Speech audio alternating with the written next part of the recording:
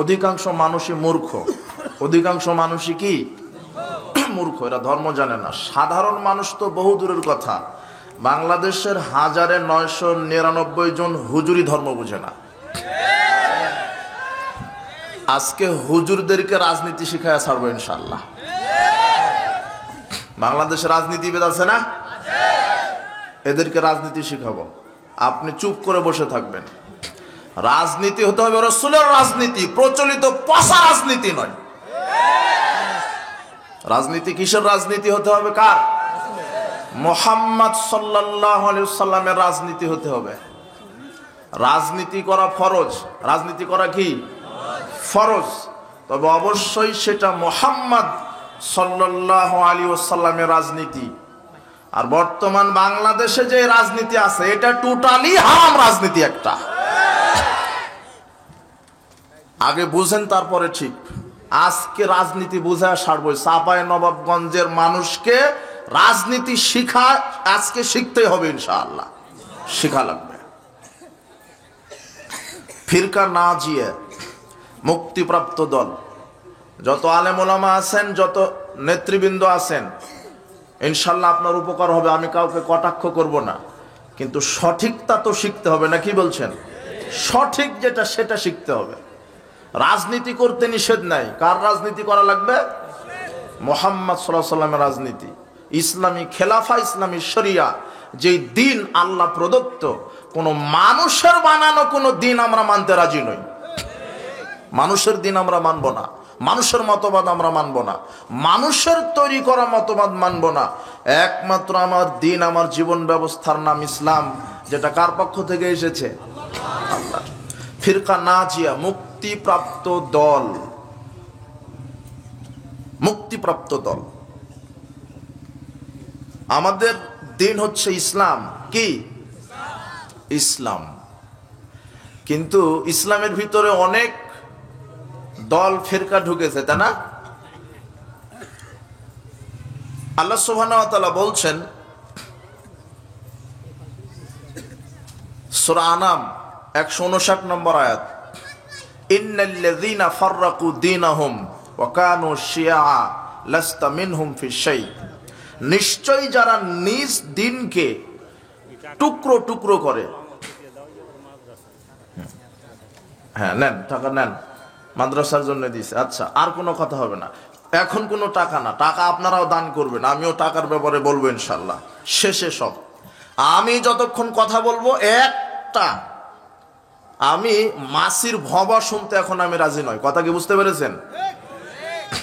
মনে করবেন যে আপনার মাথার উপরে পাখি বসে আছে, আপনারা দাঁড়িয়ে আছেন, বসার জায়গা নেই তাই। কিন্তু বসার জায়গা থাকলে একজনকে দাঁড়িয়ে থাকতে দিতাম না, এটা ইসলামে আদব নয়। হাদিস আসছে বসে কোরআন হাদিসের আলোচনা শুনতে হয়।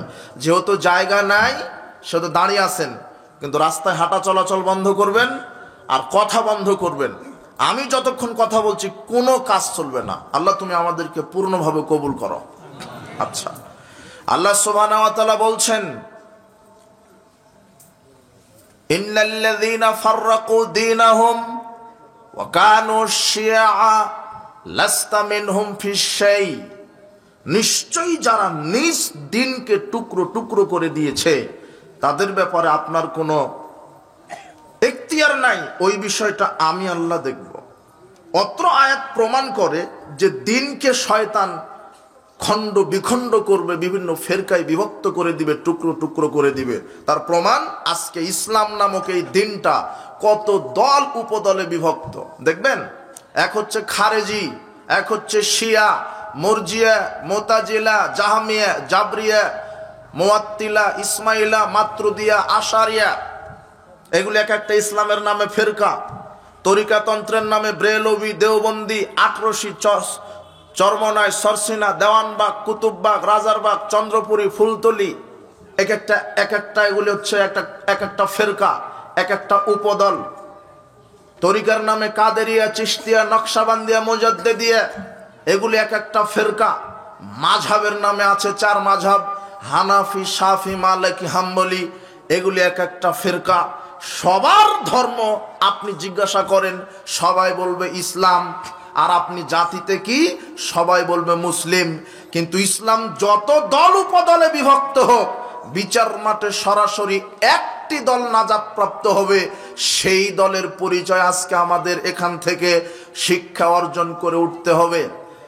যুবকেরা, তোমাদের ব্রেন বুদ্ধি ঠিক আছে, খাতা কলম নিয়ে বসো, দলিল ভিত্তিক আলোচনা হবে, কোনো মন গড়া ব্যাখ্যা চলবে না। রাসূল সাল্লাল্লাহু আলাইহি ওয়াসাল্লাম সাহাবায়ে কেরাম যেইভাবে ধর্ম বুঝেছে ওইভাবে ধর্ম বুঝতে হবে। নিজের কোন বড় হুজুর, কোন বড় পীর, কোন বড় আলেম কি বলল, তাদের বোঝ অনুযায়ী ধর্ম চলবে না। ইসলাম চলবে একজন মানুষের বোঝ অনুযায়ী, যার নাম মুহাম্মদ সাল্লাল্লাহু আলাইহি ওয়াসাল্লাম। রাসূল সাল্লাল্লাহু আলাইহি ওয়াসাল্লাম ভবিষ্যৎবাণী করে গেছেন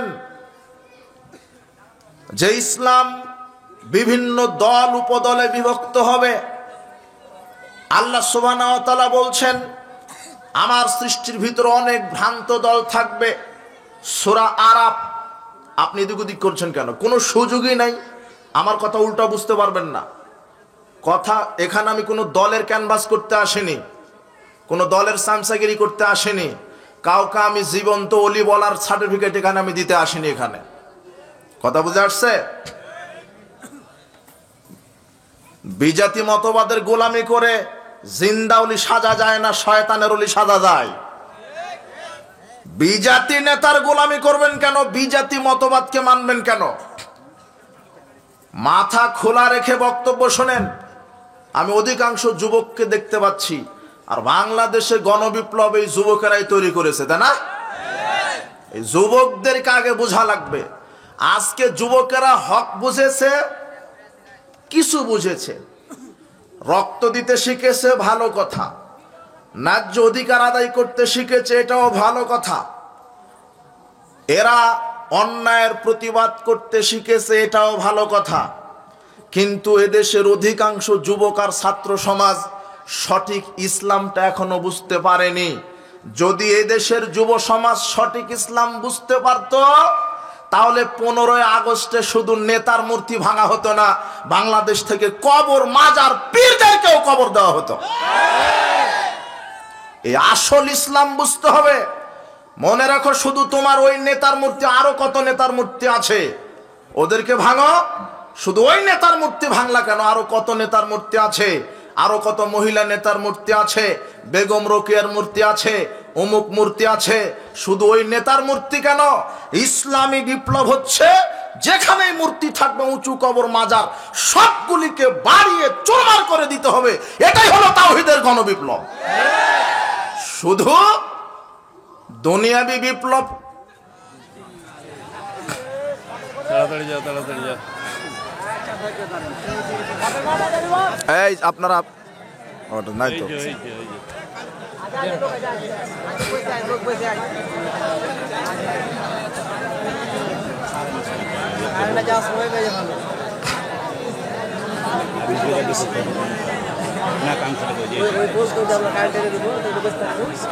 না না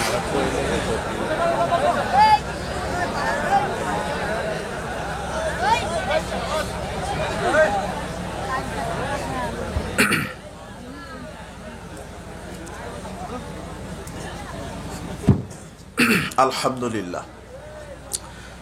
এই জেনারেটর যেন বন্ধ না হয়, বিদ্যুৎ আসলেও আর কোনো গোলযোগ আমরা দেখতে চাচ্ছি না। সাইলেন্ট, একদম কথা বলবেন না, মনোযোগী হন, সঠিক ইসলামটা বোঝার, জানার চেষ্টা করেন। বলছিলাম, এদেশের ছাত্র সমাজ, যুব সমাজ অধিকার আদায় করতে শিখেছে, রক্ত দিতে শিখেছে, অন্যায়ের প্রতিবাদ করতে শিখেছে। সাথে সাথে যদি সঠিক ইসলামটা আর সঠিক তাওহীদটা এরা শিখত, তাহলে আজকে বাংলাদেশে পরিপূর্ণভাবে ইসলাম প্রতিষ্ঠিত হতো। আজকে এটাই শিখতে হবে, সঠিক ইসলাম কি, সঠিক ইসলাম কাকে বলে, ইবাদত কি, তাওহীদ কি। খুব মনোযোগ দিয়ে, আবারও আপনার কথা আমি শুনতে পাচ্ছি, এখানে কোনো কথাই চলবে না, একদম কোনো কথা চলবে না, শুধু আমার কথা চলবে। কথা বুঝতে পেরেছেন? কারো কথা চলবে না, কোনো হাঁটাহাঁটি চলবে না, আপনি বুঝতে পারবেন না। আজকে ইসলাম বুঝতে হবে যে ইসলাম কি জিনিস। ফিরকা নাজিয়া মুক্তিপ্রাপ্ত দল, যাও চুপ করেন।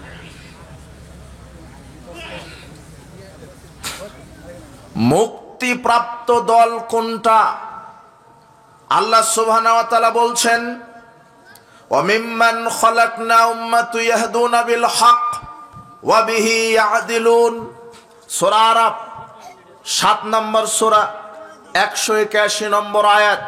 আল্লাহ বলছেন, আমার সৃষ্টির ভিতরে একটি দল হকের উপরে থাকবে, তারা হক অনুযায়ী ইনসাফ প্রতিষ্ঠা করবে। আল্লাহ সুবহানাহু ওয়া তাআলা বললেন, কয়টি দল হকের উপরে থাকবে? একটি। সূরা আরাফ 7 নম্বর সূরা 181 নম্বর আয়াত। সহিহ মুসলিম 1920 নম্বর হাদিস। সাওবান রাদিয়াল্লাহু আনহু বলছেন, রাসূল সাল্লাল্লাহু আলাইহি ওয়াসাল্লাম বলেছেন, লা তাযালু তায়ফাতুম মিন উম্মতি যাহিরিনা আলাল হক লা ইয়াদুররুহুম মান খাযালাহুম হাত্তা ইয়াতি আমরুল্লাহি ওয়া হুম কাযালিক। রাসূল সাল্লাল্লাহু আলাইহি ওয়াসাল্লাম বলছেন, চিরদিন কিয়ামত পর্যন্ত আমার একটি উম্মতের একটি দল হকের ওপরে বিজয়ী থাকবে। চিরদিন কিয়ামত পর্যন্ত আমার উম্মতের ভিতরে একটি দল হকের উপরে কায়েম থাকবে। কিয়ামত পর্যন্ত ওইভাবেই থাকবে।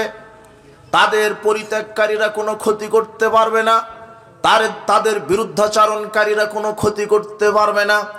রাসূল সাল্লাল্লাহু আলাইহি ওয়াসাল্লাম এই হাদিসে একটি দলের কথা বলেছেন, আল্লাহ একটি দলের কথা বলেছেন, রাসূল সাল্লাল্লাহু আলাইহি ওয়াসাল্লাম একটি দলের কথা বলেছেন। সূরা নাম্বার 159 আয়াত আল্লাহ বলছেন, যারা নিজের এই দ্বীন ইসলামকে খণ্ড বিখণ্ড করবে, টুকরো টুকরো করে দিবে, এদের জন্য আমি এদেরকে বিচার মাঠে পাকড়াও করব। এইবার রাসূল সাল্লাল্লাহু আলাইহি ওয়াসাল্লাম ইসলাম যে খণ্ড বিখণ্ডিত হবে এই ব্যাপারে রাসূল সাল্লাল্লাহু আলাইহি ওয়াসাল্লাম 1450 বছর পূর্বে ভবিষ্যৎবাণী করেছেন। হাদিসটা তিরমিজি 2641 নম্বর হাদিস। আব্দুল্লাহ ইবনে আমর রাদিয়াল্লাহু আনহু তিনি বলেন, রাসূল সাল্লাল্লাহু আলাইহি ওয়াসাল্লাম বলেছেন, লা ইয়াতিয়ান্না লা উম্মতি মা তালা বানি ইসরাইল। আমার উম্মতের ওই অবস্থা হবে যে অবস্থা বানি ইসরাইল কওমের হয়েছিল। হাজওয়ান নাল বিন নাল, যেমন দুই পায়ের জুতা সমান বানি ইসরাইল জাতি যেমন হবে, আমার মুসলিম উম্মত তেমন হবে। ইহুদি খ্রিস্টান যেমন হবে, আমার মুসলিম উম্মত তেমন হবে। রাসূল সাল্লাল্লাহু আলাইহি ওয়াসাল্লাম এই কথা বোঝাতে গিয়ে বললেন, হাত্তা ইন কানা মিনহুম মান আতা উম্মাহু আলানিয়া। ইহুদি খ্রিস্টান যদি তার মায়ের সাথে জেনা করে থাকে, লা কানা ফি উম্মতি মা ইয়াসনাউল যালিক, তাহলে মুসলিমরাও তাদের মায়ের সাথে জেনা করে থাকবে। হাদিসের ভাষাটা আপনি লক্ষ্য করুন। এই হাদিসটা জাতিকে বুঝতে হবে। রাসূল সাল্লাল্লাহু আলাইহি ওয়াসাল্লাম এত কঠিন ভাষা প্রয়োগ করলেন কেন? রাসূল সাল্লাল্লাহু আলাইহি ওয়াসাল্লাম বলছেন, ইহুদি খ্রিস্টান বানি ইসরাইল জাতি যদি মায়ের সাথে জেনা করে থাকে, যেহেতু ইহুদি খ্রিস্টানের মতো হবে মুসলিম জাতি, ঠিক মুসলমানেরাও মায়ের সাথে জেনা করে থাকবে। তাই তো রাসূল সাল্লাল্লাহু আলাইহি ওয়াসাল্লাম দুটি পাপের কথা বলে গেছেন। দুটি পাপের ব্যাপারে এত কঠিন ভাষা প্রয়োগ করেছেন। অন্য কোনো পাপের ব্যাপারে রাসূল সাল্লাল্লাহু আলাইহি ওয়াসাল্লাম এত কঠিন ভাষা প্রয়োগ করেননি। তিনি বলছেন, এক হচ্ছে সুদ খাওয়ার পাপ, এক হচ্ছে মাদক সেবন করার পাপ, অথচ দুটাই মুসলিম জাতিতে আসক্ত। এই দুটা পাপে মুসলিম জাতি বেশি আসক্ত। প্রায় সুদী অর্থনীতিতে বিশ্বাসী, ব্যাংক থেকে লোন নিয়ে সুদী অর্থনীতিতে চাকরি করছে, গাড়ি করছে, বাড়ি করছে, ব্যবসা করছে, ব্যাংকের লোন, এটা সুদ। বাংলাদেশের অর্থনীতি হচ্ছে সুদ। বাংলাদেশের অর্থনীতি হচ্ছে সুদ ভিত্তিক অর্থনীতি, পুঁজিবাদী সুদ ভিত্তিক অর্থনীতি, যার প্রতিষ্ঠাতা হলো ইহুদি। অথচ রাসূল সাল্লাল্লাহু আলাইহি ওয়াসাল্লাম আল্লাহ সুবহানাহু ওয়া তাআলা বলছেন, ইয়া আইয়ুহাল্লাযিনা আমানু তাকুল্লাহ, হে বিশ্বাসীগণ আল্লাহকে ভয় করো, ওয়ালা তাকুলুর রিবা আদআফাম মুদআফাতান, তোমরা চক্রবৃদ্ধি হারে সুদ ভক্ষণ করো না। হাল্লাল্লাহুল বায়া ও হারামার রিবা, আল্লাহ বলছেন আমি সুদ হারাম করলাম, ব্যবসাকে হালাল করলাম, সুদ হারাম। রাসূল সাল্লাল্লাহু আলাইহি ওয়াসাল্লাম বলছেন দিরহাম রিবা ইয়াকুলহুর রাজুল ওয়া হুয়া ইয়ালামু আসাদ্দু মিন সিত্তাতি সালাসিনা জিনিয়াতান। কোন পুরুষ ব্যক্তি 1 টাকা সুদের সাথে জড়িত থাকে, কোন মুসলিম পুরুষ যদি 1 টাকা সুদের সাথে জড়িত থাকে, রাসূল সাল্লাল্লাহু আলাইহি ওয়াসাল্লাম বলছেন আর রিবাউ সাবনা জুজান, সুদের পাপের 70 রকমের পাপ আছে। 1 টাকা সুদ খেলে 70 রকমের পাপ হয়। আইসারুহা আয়ানকা রাজুল উম্মাহু, সবচেয়ে ছোট পাপ হলো নিজের মায়ের সাথে জিনা করা। রাসূল সাল্লাল্লাহু আলাইহি ওয়াসাল্লাম বলছেন ইহুদি খ্রিস্টান যদি মায়ের সাথে জিনা করে থাকে, মুসলমানেরাও মায়ের সাথে জেনার মতো পাপ করবে। তার মানে সুদী অর্থনীতিতে যারাই জীবিকা পরিচালনা করছে এরাই হলো মায়ের সাথে জেনার মতো পাপে লিপ্ত আছে। সুদ হারাম, ব্যাংকের লোন হারাম।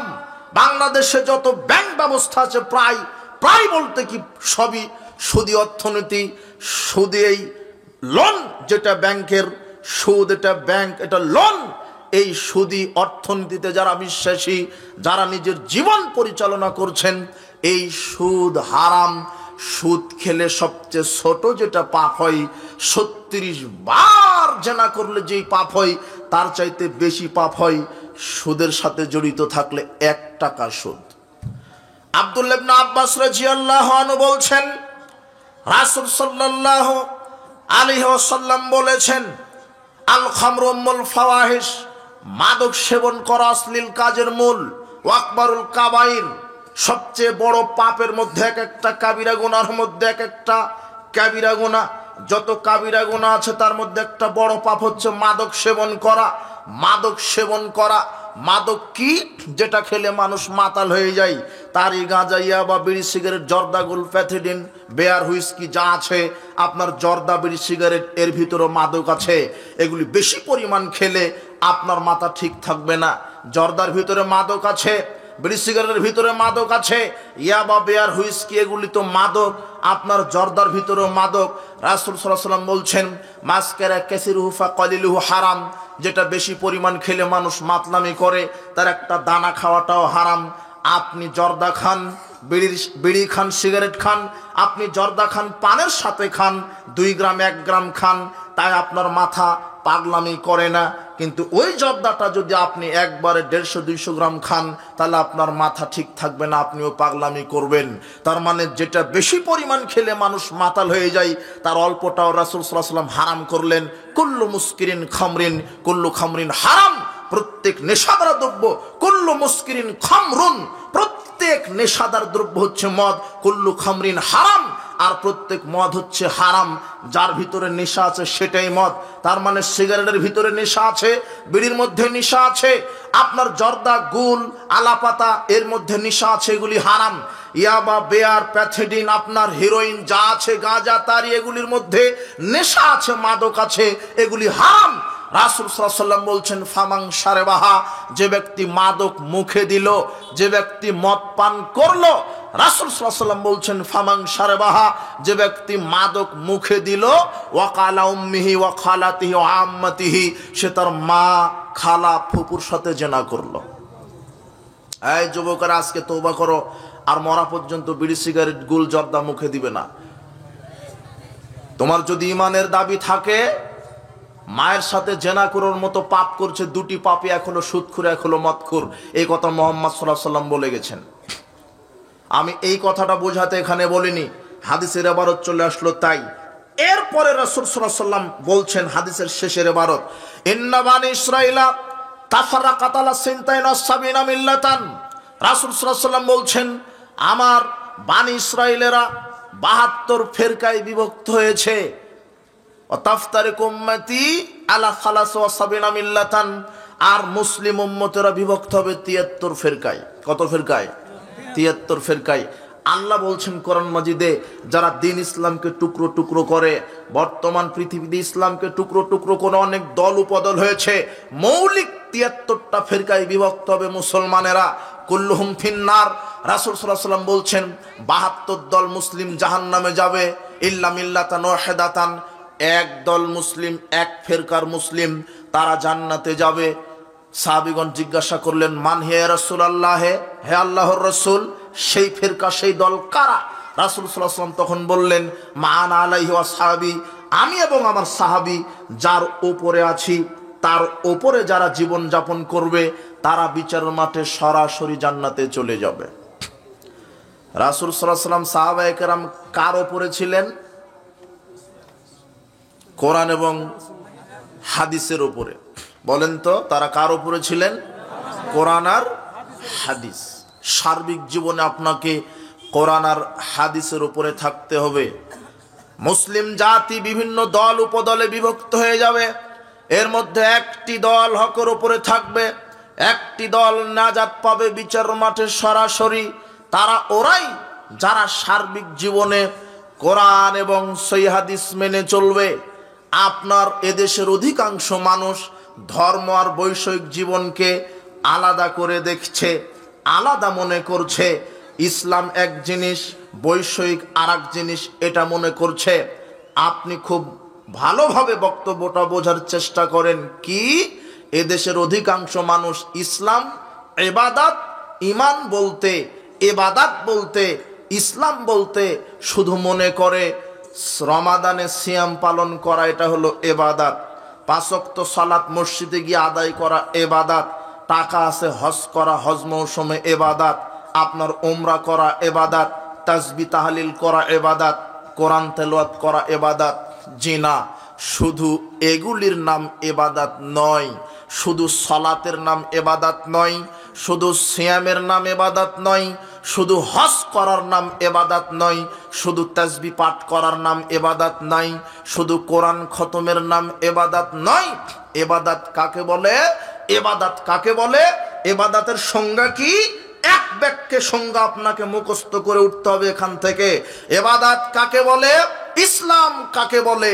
উত্তর, একজন মানুষ জন্ম থেকে মরা পর্যন্ত, একজন মানুষ জন্ম থেকে মরা পর্যন্ত যা কিছু করতে চাচ্ছে সেখানে একজন সত্তার বিধান অনুযায়ী করতে হবে, একমাত্র আল্লাহর বিধান অনুযায়ী করতে হবে।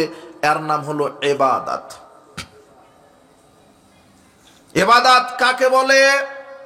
মৃত্যু পর্যন্ত যা কিছু করবে আল্লাহর বিধান অনুযায়ী করবে, এর নাম ইবাদত। আল্লাহর পক্ষ থেকে যেই জীবন বিধান এসেছে সেটা হলো ইসলাম। ইসলাম সর্বক্ষেত্রে মেনে নিতে হবে, শুধু মসজিদে নয়, শুধু মাদ্রাসায় নয়, শুধু কাবা ঘরে নয়, শুধু রমাদানে ইসলাম মানলে হবে না। আপনাকে সালাত আদায় করতে হবে আল্লাহর বিধানে, সিয়াম রাখতে হবে আল্লাহর বিধানে, ব্যবসাও করতে হবে কার বিধানে? আল্লাহর বিধানে। আল্লাহর পক্ষ থেকে মনোনীত জীবন ব্যবস্থা ইসলাম।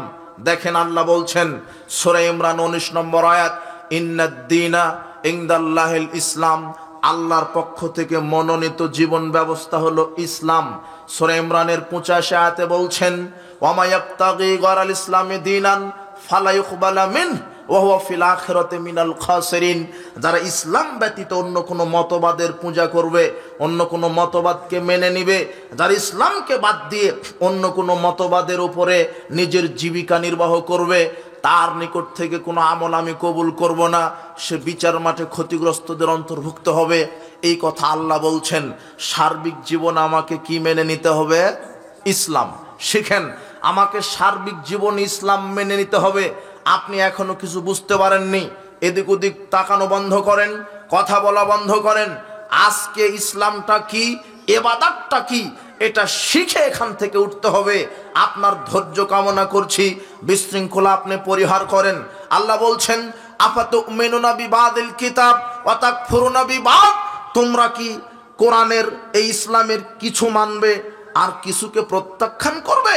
তোমরা কি ধর্মের এই ইসলামের এই কোরআনের এই দ্বীনের কিছু মানবে আর কিছুকে প্রত্যাখ্যান করবে? ফামা জাযাউ মায়াফআল যালিকা মিনকুম ইল্লা খিজুন ফিল হায়াতিদ দুনিয়া ওয়া ইয়াউমাল কিয়ামাতি ইউরাদ্দুনা ইলা আশাদ্দিল আযাব। আল্লাহ বলছেন, যারা ইসলামের কিছু মানে আর কিছু মানে না, এদেরকে দুনিয়ার জীবনে এরা লাঞ্ছনায় পড়বে, আর কিয়ামতের দিন আমি এদেরকে কঠিন আযাবে নিক্ষেপ করব।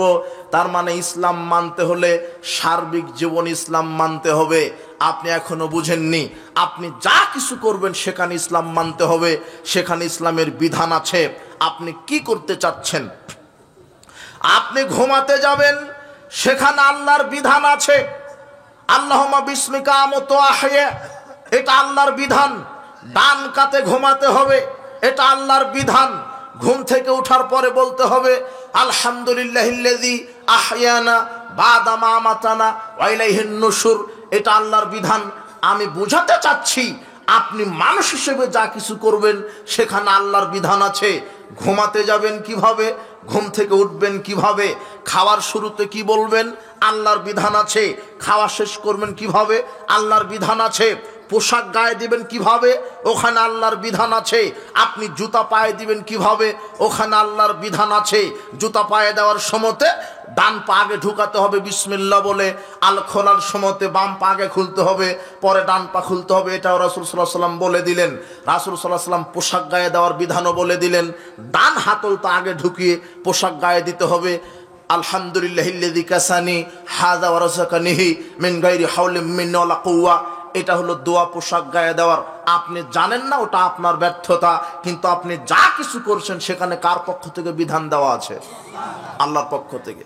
খাবেন কিভাবে, খাওয়া শেষ করবেন কিভাবে, পোশাক গায়ে দিবেন কিভাবে, পোশাক খুলবেন কিভাবে, বাড়িতে প্রবেশ করবেন কিভাবে, বাড়ি থেকে বের হবেন কিভাবে, আপনি গাড়িতে চড়বেন কিভাবে, গাড়ি থেকে নামবেন কিভাবে, আপনি ঘুমাতে যাবেন কিভাবে, ঘুম থেকে উঠবেন কিভাবে, আপনি পেশাব পায়খানা করবেন কিভাবে, পেশাব পায়খানায় প্রবেশের সময় কি বলবেন, বের হওয়ার পরে কি বলবেন, আপনি যা কিছু করছেন কার পক্ষ থেকে বিধান দেওয়া আছে? সালাত আদায় করবেন কিভাবে, বিধান কে দিয়েছেন? সিয়াম পালন করবেন কিভাবে, বিধান কে দিয়েছেন? হজ করবেন কিভাবে, বিধান কে দিয়েছেন?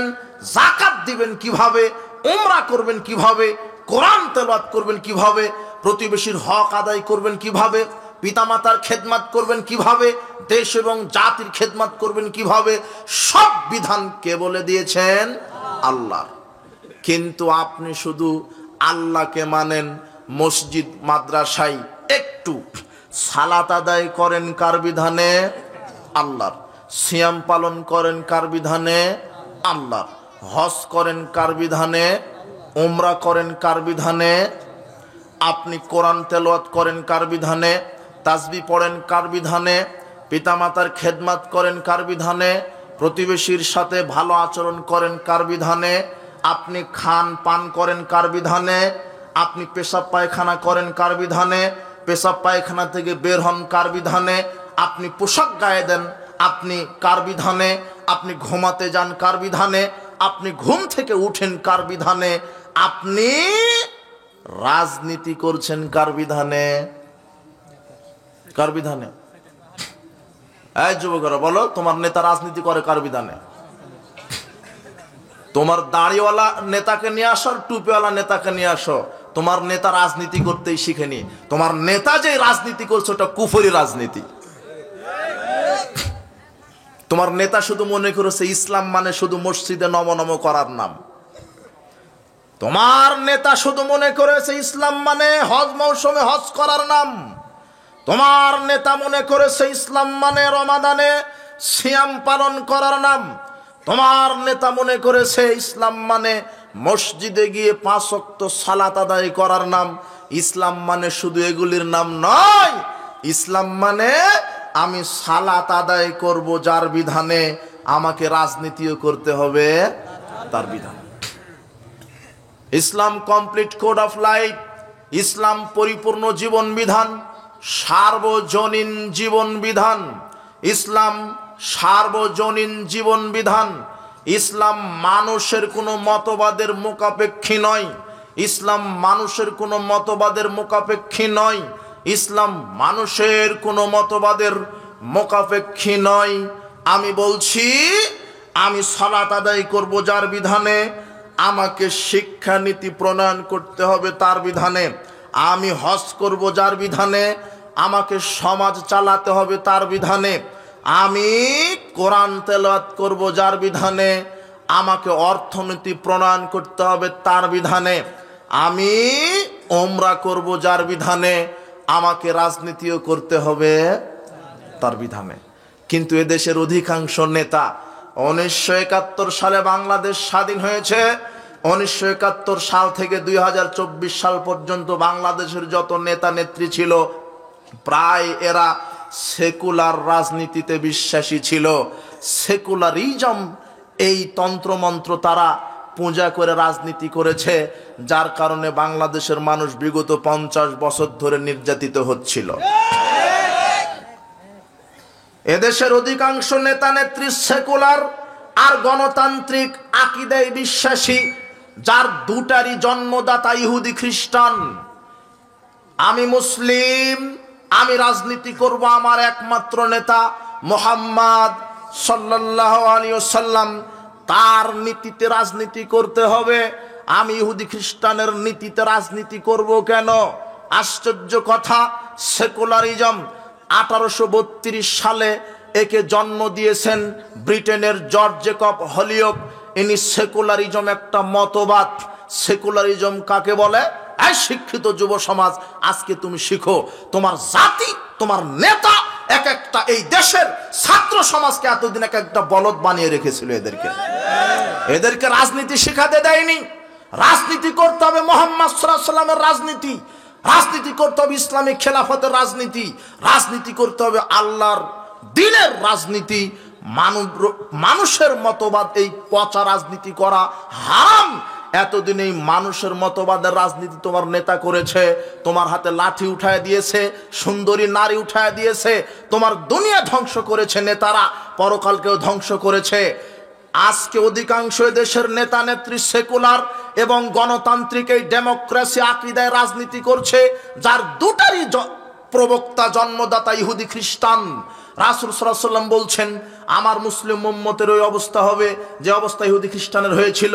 ইহুদি খ্রিস্টান যেমন হবে আমার মুসলিম উম্মত তেমন হবে। আজকে দেশের মানুষ 1971 সাল থেকে নামে মাত্র স্বাধীন আছে। এদেশের সব মানুষকে এই সেকুলার নেতারা বোকা বানিয়ে রেখেছিল। কেন? আমরা নামে মাত্র স্বাধীন, নামে মাত্র স্বাধীন, কিন্তু অফিস আদালত কোর্ট কাচারি, শিক্ষা অফিস আদালত কোর্ট কাচারি, রাস্তাঘাট মামলা মোকদ্দমা সব জায়গাতে আমাদের ইহুদি খ্রিস্টানের আইন মেনে গোলামি করা লেগেছে। আমরা শুধু নামে মুসলিম ছিলাম, আমরা শুধু নামে স্বাধীন ছিলাম।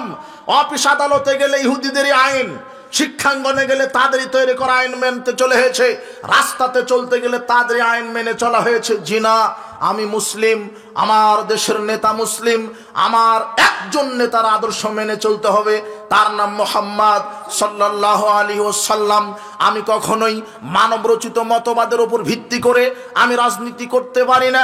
আমি সালাত আদায় করব যার তরিকায়, রাজনীতি করব তার তরিকায়। আমি সালাত আদায় করব মুহাম্মাদের তরিকায়, আমি রাজনীতিও করব মুহাম্মাদের তরিকায়।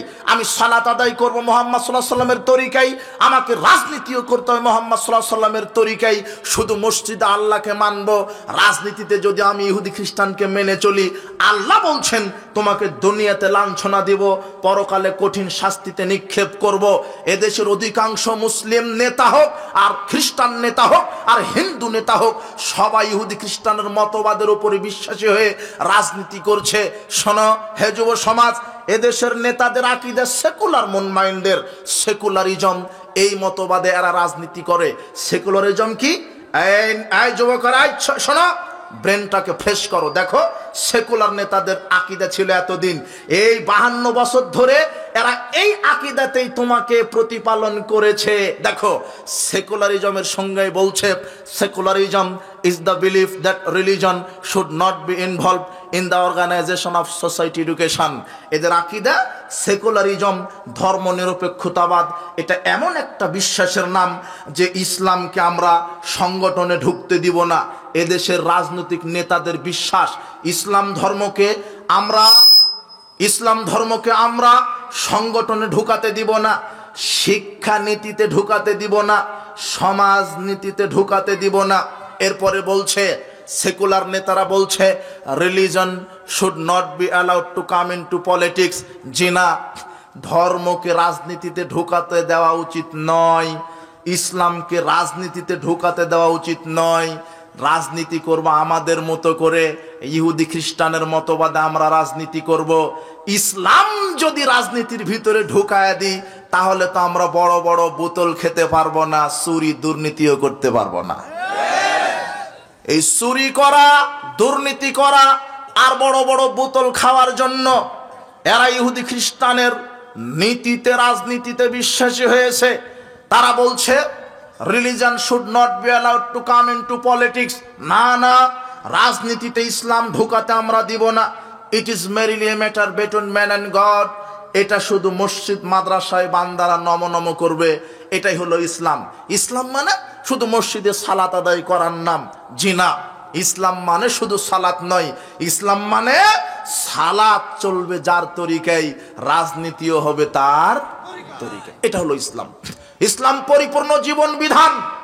আমার স্রষ্টা আল্লাহ, আমার ভালো মন্দ কল্যাণ কোথায় আছে জানেন কে?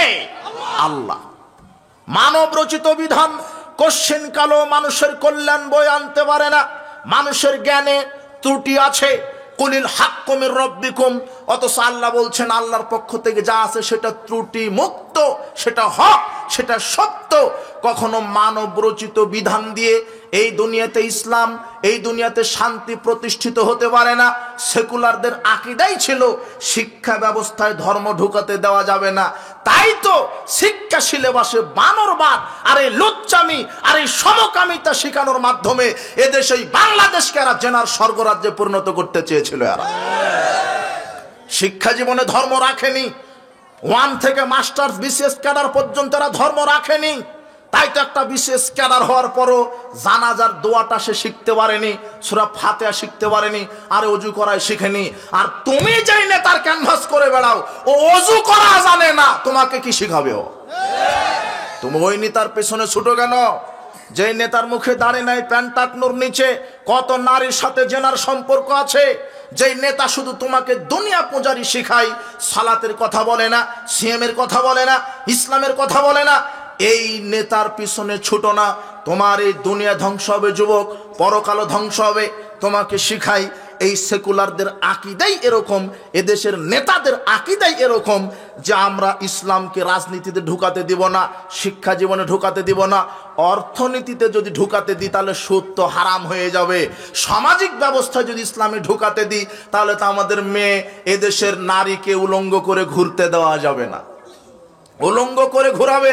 নারী ক্ষমতায়নের নামে নারীকে রাস্তায় নেমে দিয়েছে। মা বোনেরাও ধর্ম বুঝতে পারেনি, অথচ ইসলাম নারীকে রাজরানীর মতো রাখতে চেয়েছে। ইসলামে রুজি ইনকামের মাধ্যম, রুজি ইনকামের ক্ষমতা দিয়েছেন শুধু পুরুষদেরকে। পুরুষরা রুজি ইনকাম করে তাদের স্ত্রীদেরকে খাওয়াবে, স্ত্রীরা রাজরানী হয়ে ঘরে বসে খাবে। কিন্তু এই পচা জাহেলিয়াত এই নারীদেরকে রাজরানী থেকে চাকরানি বানিয়ে ছেড়েছে। এরা নারীদেরকে রাস্তায় নামিয়েছে, নারীদেরকে কলকারখানায় নামিয়েছে। এটা নাকি নারী ক্ষমতায়নের নাম। এই ক্ষমতায়নের নামে ধর্ষণ বেড়ে গেছে, জেনা বেড়ে গেছে। তোমার নেতা সংসদে বিল পাস করেছে বাল্য বিবাহ হারাম।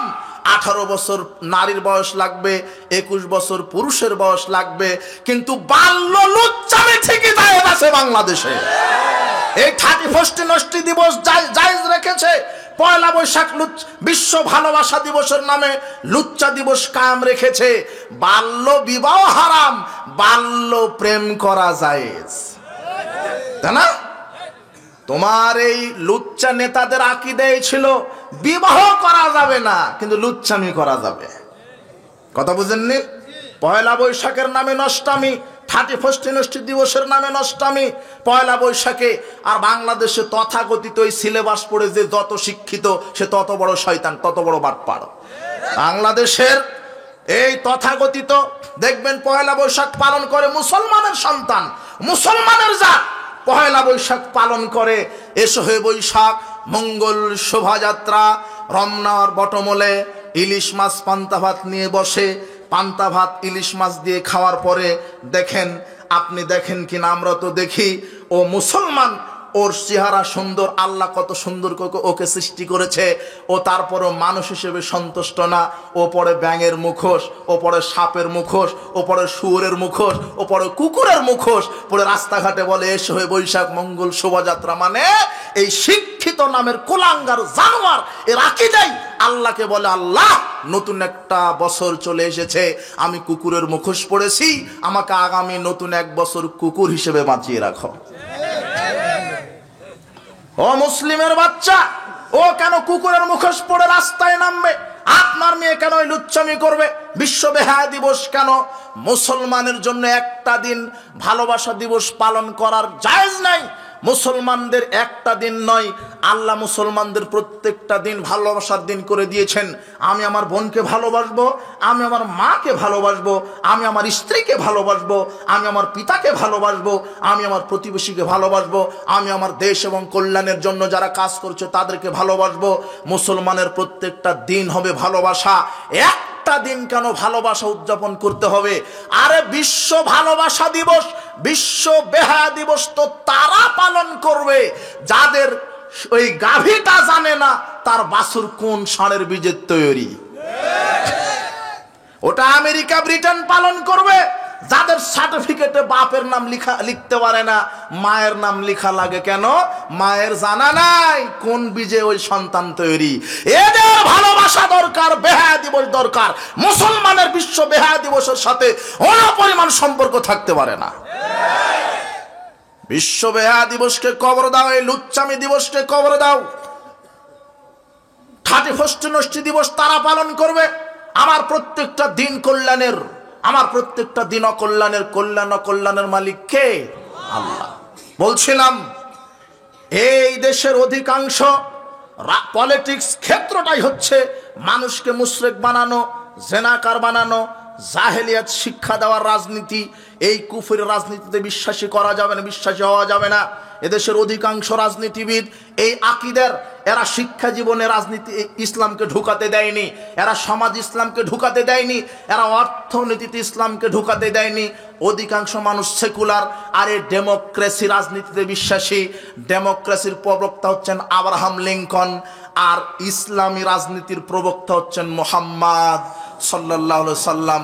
আমি আব্রাহাম লিঙ্কন, এই যুবকরা, তোমরা কি জানো? তোমরা কি কোনোদিন পড়াশোনা করেছো? আব্রাহাম লিঙ্কন কে? তার জন্ম কোথায়? তার মুভমেন্ট কি? তার আকীদা কি? এই ডেমোক্রেসির প্রবক্তা হচ্ছে আব্রাহাম লিঙ্কন।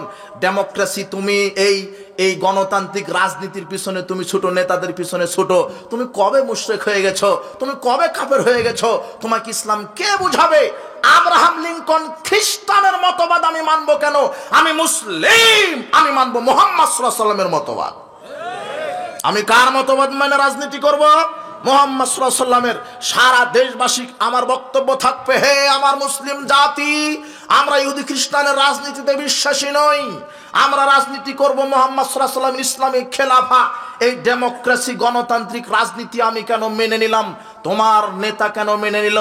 তোমার নেতা হচ্ছে ইসলাম, তোমার নেতা হচ্ছে মুসলিম, তোমার নেতা ইসলামী রাজনীতি করতে পারতো। তোমার নেতা গণতান্ত্রিক রাজনীতি কেন করলো? গণতন্ত্রের প্রবক্তা হচ্ছেন আব্রাহাম লিঙ্কন। গণতন্ত্র কি জানো? এই যুবকেরা শিখে নাও। Democracy is the government of the people, by the people and for the people. Democracy হচ্ছে এমন একটা শাসন ব্যবস্থার নাম যেটা মানুষই আইন তৈরি করবে, মানুষকে পরিচালনা করবে। মানুষের প্রভুত্ব ভিত্তিক শাসন ব্যবস্থা হচ্ছে গণতন্ত্র। এটা মুসলিম মেনে নিতে পারে না। সার্বভৌম ক্ষমতার উৎস জনগণ নয়, সার্বভৌম ক্ষমতার মালিক কে? গণতন্ত্র আর ইসলাম এক হতে পারে না। তোমার নেতা গণতান্ত্রিক রাজনীতি করতে পারে না। দেখো, ইসলাম কি, গণতন্ত্র কি? ইসলাম আল্লাহ প্রদত্ত জীবন বিধান, আর গণতন্ত্র মানব রচিত জীবন বিধান। পার্থক্য কি বোঝা যায়? এই যুবকরা বুঝতে পারো? দেখো, তোমার নেতাকে শিখায় দিবা যে গণতন্ত্র হারাম, চিরদিন হারাম, মানুষের তৈরি করা মতবাদ। আর আমার মতবাদ হবে ইসলাম রসুলের তরিকা। গণতন্ত্র মানুষের তৈরি করা, আর ইসলাম আল্লাহ প্রদত্ত। ইসলাম কোথা থেকে? আল্লাহ প্রদত্ত। এক, দুই নম্বর পার্থক্য, গণতন্ত্র হচ্ছে মানুষের তৈরি করা আইন, আর ইসলাম হচ্ছে আল্লাহর ওহী। এটা হচ্ছে ইসলাম। গণতন্ত্রে মানুষ চলবে মানুষের বিধানে, আর ইসলামে মানুষ চলবে কার বিধানে? গণতন্ত্র হচ্ছে মানব রচিত আইন, ইসলাম হচ্ছে আল্লাহ প্রদত্ত আইন। গণতন্ত্রে অধিকাংশের রায় চূড়ান্ত, আর ইসলাম হক, ওহীর বিধান যেটা সেটা চূড়ান্ত। গণতন্ত্রে সার্বভৌম ক্ষমতার উৎস জনগণ, আর ইসলামে সার্বভৌম ক্ষমতার উৎস আল্লাহ, সার্বভৌম ক্ষমতার মালিক আল্লাহ। গণতন্ত্রে মানুষ চলবে মানুষের বিধানে, আর ইসলামে মানুষ চলবে কার বিধানে? বাংলাদেশের এই 20 কোটি মানুষ এখন কার বিধানে চলে? আল্লাহর। আরে আল্লাহর না, কার বিধানে? মানুষের। অথচ তোমার নেতা মুসলিম। কথা বুঝতে পারো নি তুমি? তোমার নেতা মুসলিম, তোমার নেতা মোনাফেক। তোমার নেতা মুসলিম না, তোমার নেতা মোনাফেক। আমি চলবো আল্লাহর বিধানে। গণতন্ত্র কুফরি মতবাদ, গণতন্ত্র কুফরি মতবাদ, ডেমোক্রেসি কুফরি মতবাদ, ডেমোক্রেসি কুফরি মতবাদ, এটা হারাম। এর উপরে কোনো মুসলিম এই ডেমোক্রেসি রাজনীতিতে বিশ্বাসী হতে পারে না। আর একটা কথা, গণতন্ত্রের নেতা নির্বাচন হয় ইলেকশনে। গণতন্ত্রের নেতা নির্বাচন হয় কিভাবে? ইলেকশন। আর ইসলামের নেতা নির্বাচন হবে সিলেকশন। কি? এই যুবকরা শিখো, আজকে শিখে যাও। ইসলামের নেতা নির্বাচন হবে সিলেকশন। কি? আর গণতন্ত্রের নেতা নির্বাচন হয় কিভাবে? ইলেকশন। ইলেকশন মানে এই যে পচা ভোটতন্ত্রের পদ্ধতিতে। কথা বুঝতে পারোনি? এই যে প্রচলিত ভোট পদ্ধতি, এটা হলো হারাম। শোনেন, প্রচলিত এই যে ভোট পদ্ধতি, আপনাকে বলছি এইদিকে শোনেন, প্রচলিত যে ভোট পদ্ধতি এটা হলো হারাম। কি করে? কিভাবে হারাম? ইসলামের সিলেকশনে নেতা নির্বাচন হবে। সিলেকশন মানে বাছাই করা। কি করা? বাছাই। সিলেকশনের মাধ্যমে যদি নেতা নির্বাচন করেন, তাহলে যোগ্য লোককে আপনি নেতা হিসেবে দেখতে পাবেন। আর ইলেকশনের মাধ্যমে যদি নেতা নির্বাচন করেন, তাহলে যত চোর, দুর্নীতিবাজ আর ডাকাত, এদেরকে নেতা হিসেবে দেখতে পাবেন আপনি। কিভাবে? ইলেকশন শুরু হয়েছে, ভোট পদ্ধতি। ভোট পদ্ধতিতে টাকার খেলা। একটা চেয়ারম্যান হতে 1 কোটি টাকা খরচ করতে হয়। কয় কোটি? 1 কোটি টাকা। অমুককে কিনো, অমুককে গুম করো, অমুককে মারো, আমাকে এই ক্ষমতায় থাকতে হবে। এটা গণতন্ত্র। তার মানে দেখেন ভোট পদ্ধতি, ইলেকশনের কারবার দেখেন। ইলেকশনে অযোগ্য লোক ক্ষমতায় আসে কিভাবে? এই খুঁটিটা আল্লাহ ভীরু, পরহেজগার, আল্লাহ ভীরু, তাকওয়াশীল, পরহেজগার, কোরআন হাদিসের পণ্ডিত। এই খুঁটিটা দাঁড়িয়েছে এমপি পদপ্রার্থী। আর এই খুঁটিটা হলো মুচি, একজন মুচি যে জুতা সেলাই করে, জুতাতে তালি লাগায়, জুতাতে রং দেয়, এ হলো মুচি। এও দাঁড়িয়েছে এমপি পদপ্রার্থীতে। এখন গণতান্ত্রিক এই ভোটার সিস্টেমে নেতা নির্বাচন হচ্ছে, ইলেকশন হচ্ছে। ভোট হতে হতে হতে হতে দেখা যাচ্ছে যে এই যে আল্লাহ ভীরু, তাকওয়াশীল, পরহেজগার লোকটা 50 জন আলেম, বিজ্ঞ আলেমের ভোট পেয়েছে। 50 জন বিজ্ঞ আলেম এই পরহেজগার লোককে ভোট দিয়েছে। 50 জন লোক একে আলেম নেতা হিসেবে দেখতে চায়, এমপি হিসেবে দেখতে চায়। আর মুসিকে ভোট দিয়েছে 51 জন ম্যাথরে। কে? কতজন ম্যাথর? 51 জন। গণতান্ত্রিক সিস্টেমে তোমার এমপি নেতাকে বলো, বলো নেতাকে? মুচি। এটা হলো গণতান্ত্রিক পদ্ধতি। এই অযোগ্য লোক ক্ষমতা যাবে ভোট বেশি হলে। আর সিলেকশনে যদি হয়, কোনো দিন এদেশের জ্ঞানবান লোক মুসির কথা মুখে নিবে না। সিলেকশন কি? ইসলামের নেতা নির্বাচন কি? ইসলামের নেতা নির্বাচন হলো যোগ্য 10 জন ব্যক্তি এক মঞ্চে বসে একটু গবেষণা চিন্তা করবে, কাকে বাংলাদেশের প্রধানমন্ত্রী বানানো যায়, একটু ভেবে চিনতে তারপরে রায় দিবে। হ্যাঁ, অমুক ব্যক্তি ডিগ্রিধারী, আল্লাহ ভীরু, কোরআন হাদিসের পণ্ডিত, বিজ্ঞ আলেম, আমরা একেই দেখতে চাচ্ছি প্রধানমন্ত্রী হিসেবে। কই নেতা নির্বাচন করতে সময় লাগলো না? এই পরিবেশ তৈরি করতে হবে। বাংলাদেশের 20 কোটি মানুষকে এই বক্তব্যের মাধ্যমে সতর্ক করতে হবে যে আমরা পচা ইহুদি খ্রিস্টানের নীতিতে রাজনীতি করতে চাই না, আমরা ইসলামী খেলাফতের রাজনীতি করতে চাই, আমরা সিলেকশনের মাধ্যমে নেতা দেখতে চাই, ইলেকশনের মাধ্যমে নয়। আপনি এই যে অযোগ্য লোককে ভোট দিয়ে নেতা নির্বাচন করলেন, ভোটের আরেকটা ফজিলত আছে। ভোটের আরেকটা ফজিলত কি জানেন? একেবারে সবচেয়ে বড় ভোটের ফজিলত হচ্ছে আপনি ভোট দিয়ে যাকে নেতা নির্বাচন করেছেন, ও যতদিন নেতা থেকে যত চুরি ডাকাতি দুর্নীতি করবে সবার সমপরিমাণ গুনাহ আপনার খাতাতেও যোগ হবে। না বোঝেননি মনে হয়? আপনার ভোটেও কি দুর্নীতিবাজ হওয়ার সুযোগ পেয়েছে? কথা বুঝেননি? আপনার ভোটেও মদ খাওয়ার সুযোগ পেয়েছে, আপনার ভোটেও চুরি করার সুযোগ পেয়েছে। ও যা কিছু পাপ করবে সমপরিমাণ পাপ কার যাবে? আপনার আমল নামাতে যাবে। এটা হলো ভোটের ফজিলত। আর সিলেকশনটা কি বলে দিব, অমুক ব্যক্তিকে আমরা, এটা হচ্ছে ইসলামী খেলাফা।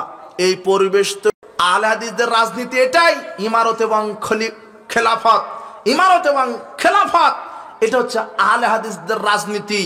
আপনি বলবেন তাহলে এটা কিভাবে সম্ভব? হ্যাঁ, এটা দাওয়াতি কাজের মাধ্যমে সম্ভব। আমরা দাওয়াতি কাজে আকীদা আমল সংস্কারের মাধ্যমেই এই দেশে ইসলাম প্রতিষ্ঠিত হবে ইনশাল্লাহ। এটা আহলে হাদিস আলেমরা বিশ্বাস করে। আকীদা আমল পরিবর্তনের মাধ্যমেই আমরা বিশ্বাস করি। নূহ আলাইহিস সালাম 950 বছর দাওয়াত দিয়েছিলেন, আমরাও বিশ্বাস করি এইভাবে দাওয়াত দিতে দিতে যেদিন বাংলাদেশের মানুষ সঠিক ইসলামটা বুঝতে পারবে, সেদিন অটোমেটিক্যালি বাংলাদেশে ইসলাম কায়েম হবে ইনশাআল্লাহ। এইভাবে বুলেট ব্যালটের মাধ্যমে নয়, অমুককে গুম করো, অমুককে হটাও, অমুকের নামে মামলা দাও, এটাই হলো গণতন্ত্রের ফজিলত। জি না, আমরা বিশ্বাস করি ইসলাম কায়েম হবে আকীদা আমল সংস্কার সংশোধনের মাধ্যমে। হে যুব সমাজ, কান খাড়া করে শুনে রাখো, ইসলাম প্রতিষ্ঠিত হবে ইসলামের তরিকায়, ইসলাম প্রতিষ্ঠিত হবে ইসলামের তরিকায়, ইসলাম প্রতিষ্ঠিত হবে রাষ্ট্রীয়ভাবে ইসলামী তরিকায়। ইহুদি খ্রিস্টানের পচা তরিকায় ইসলাম কখনো বাংলাদেশে কায়েম হতে পারে না, সুযোগ নেই। আমি ইসলাম প্রতিষ্ঠিত করব আব্রাহাম লিঙ্কনের পদ্ধতিতে? না, বোঝা যায়নি মনে হয়। ছেলেরা বোঝনি তুমি? আমি ইসলাম প্রতিষ্ঠিত করব আব্রাহাম লিঙ্কনের এই গণতন্ত্রের মাধ্যমে, না মুহাম্মদ সাল্লাল্লাহু আলাইহি ওয়াসাল্লামের ইসলামী খেলাফার মাধ্যমে? কোনটা বোঝো? কিছু ঘেলু আছে তোমার মাথায়? আমি ইসলাম দেখতে চাই আব্রাহাম লিঙ্কনের পদ্ধতিতে? তোমার হুজুর 2টা ভোটের লোভে মণ্ডপ উদ্বোধন করতে চলে গেছে তোমার হুজুর। শোনো, ইব্রাহিম আলাইহিস সালাম মণ্ডপে গেছেন মূর্তি ভেঙে ফেলার জন্য, আর তোমার নেতা মণ্ডপে যায় মূর্তি উদ্বোধন করার জন্য। রাত দিন আকীদার পার্থক্য আছে। তোমার নেতা মণ্ডপে যে গীতা পাঠ করে, আর মুহাম্মদ সাল্লাল্লাহু আলাইহি ওয়াসাল্লাম লাঠি দিয়ে মূর্তি ভেঙে সমান করে দেয়। মোহাম্মদ, তোমার নেতা আবার বলছে যেহেতু আমি সেকুলার রাষ্ট্রের নেতা, সেহেতু আমাকে সবকিছুই মেনে নিতে হবে। আরে গণতান্ত্রিক পদ্ধতিতে যারা বাংলাদেশে নেতা হবে, এরা হবে ঘর জামাই নেতা, এরা হক কথা বলতে পারবে না। তোমার নেতা বলছে জাতীয় সঙ্গীত এটা জাতীয় ইস্যু, কিভাবে আমরা বন্ধ করতে পারবো? জাতীয় সঙ্গীত বন্ধ করতে হবে। আপনি নেতৃত্বের চেয়ারে বসলেন কেন? আপনি মুসলিম, জাতীয় সঙ্গীত শিরকি সঙ্গীত। ওমা তোমার আকাশ তোমার বাতাস আছে, ওটা দুর্গা মার বাতাস নয়, দুর্গা মার আকাশ নয়, ওটা হলো আমার আল্লাহর আকাশ। আমি নেতা, আমাকে বলতে হবে সংসদে, কি জন্য আপনি সেকুলার রাষ্ট্রের নেতা হতে গেলেন কেন? আরে নেতা হওয়ার তো এই প্রপোজটা, নেতা হওয়ার প্রস্তাবটা মুহাম্মদ সাল্লাল্লাহু আলাইহি ওয়াসাল্লামকেও দেওয়া হয়েছিল। আবু জেহেল উতবা সাহেবা গিয়ে বলছেন, আপনি গাড়ি চাবেন, বাড়ি চাবেন, টাকা চাবেন, কি লাগবে আপনার? আমরা নেতা বানিয়ে দেব আপনাকে। গোটা মক্কার আমরা আপনাকে নেতা বানিয়ে দিব। আপনি কি চাইবেন? শুধু শর্তটা কি? আপনি 1 বছর আমাদের মূর্তির পূজা করবেন, আমরা 1 বছর কাবা ঘরের ইবাদত করব। তখন রাসূল বলছেন, না না না না না, আমি তো ঘর জামাই নেতা হতে রাজি নই। কথা বুঝতে পারেনি মনে হয় যুবক? মুহাম্মদ সাল্লাল্লাহু আলাইহি ওয়াসাল্লাম বলছে, জিনা লাকুম দিনুকুম ওয়ালিয়া দিন। জিনা, তোমাদের দিনের ফল তোমরা ভোগ করো, আমার দিন ইসলাম, আমি ইসলামের ফল ভোগ করব। হয় ইসলাম থাকবে আর মূর্তি এই কবর বন্ধ হয়ে যাবে। এখন অনেকে বলতে পারে যে আপনি যে বললেন যে মূর্তি ভেঙে দিতে, তো হিন্দুর মণ্ডপে গিয়ে মূর্তি ভেঙে দিতে হবে না। ইসলাম এরকম না। ইসলাম যখন বাংলাদেশ সংবিধানে রাষ্ট্রীয়ভাবে কায়েম হবে, এদেশে হিন্দুরাও বসবাস করবে, খ্রিস্টানেরাও বসবাস করবে। ইসলামের নীতি হবে তখন তাদেরকে জিজিয়া কর দিয়ে বসবাস করতে হবে। তারা জিজিয়া দিয়ে তাদের ধর্ম তারা পালন করুক, তারা মূর্তি পূজা করুক, তারা গরু পূজা করুক, তারা আগুন পূজা করুক, তারা সাপ বেজি পূজা করুক, কোনো সমস্যা নেই।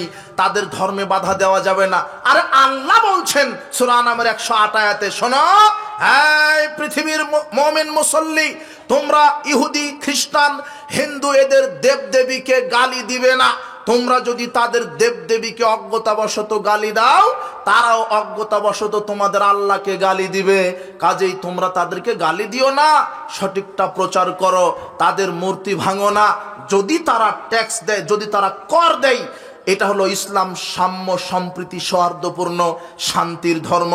এদের সবাই বাস করবে, হিন্দু, ইহুদি, খ্রিস্টান বাস করবে, কর দিয়ে, জিজিয়া দিয়ে বাস করবে। যখন ইসলাম রাষ্ট্রীয়ভাবে কায়েম হবে, আমরাও চাই ইসলাম রাষ্ট্রীয়ভাবে কায়েম হোক।